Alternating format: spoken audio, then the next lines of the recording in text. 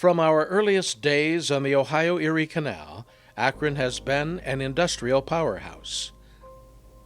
Akron's history, like the history of the United States itself, has been complicated with respect to how we have treated minority populations. It's a conversation that Akron has been having since 1850.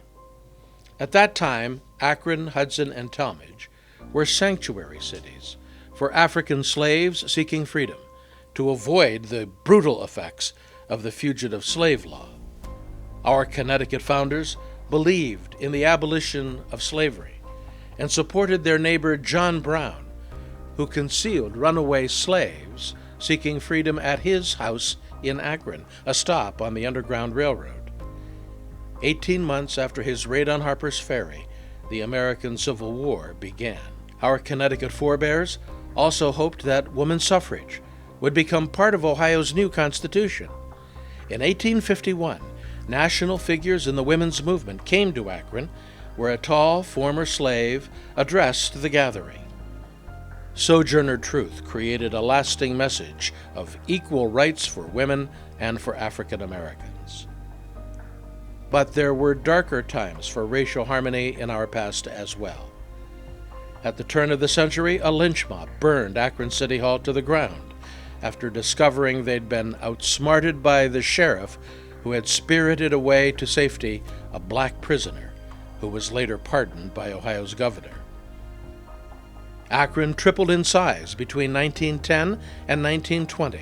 The huge migration of Appalachians to work in the rubber shops included people who would make Akron one of the leading centers of the new Ku Klux Klan in America in the 1920s. The Klan advocated nativist sentiments, not just against blacks, but the Irish, Italians, and Jews as well.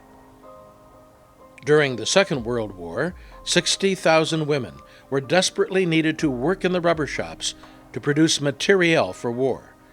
Most returned home when the war ended, as GIs were discharged back into the community. Black residents of Akron performed the most menial jobs in the rubber industry. Of 2,000 men who were tire builders in 1950, only 12 were African American.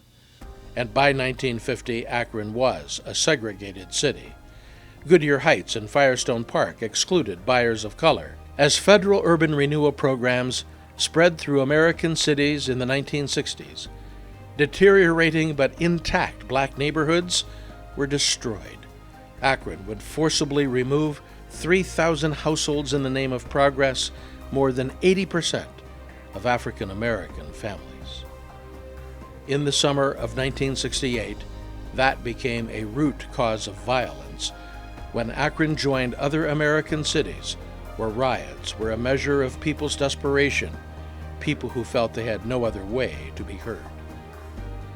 But Akron has also had the capacity to heal itself, and a successful dialogue on issues of race brought the Akron Beacon-Journal a Pulitzer Prize, and it brought the President of the United States to E.J. Thomas Hall in 1997 for America's first live televised town meeting on race. Today, the discussion of inequality, of race, gender identity, sexual orientation, or national origin has changed. The new measure of success in this century will be whether all of our citizens can participate in the local economy in meaningful ways.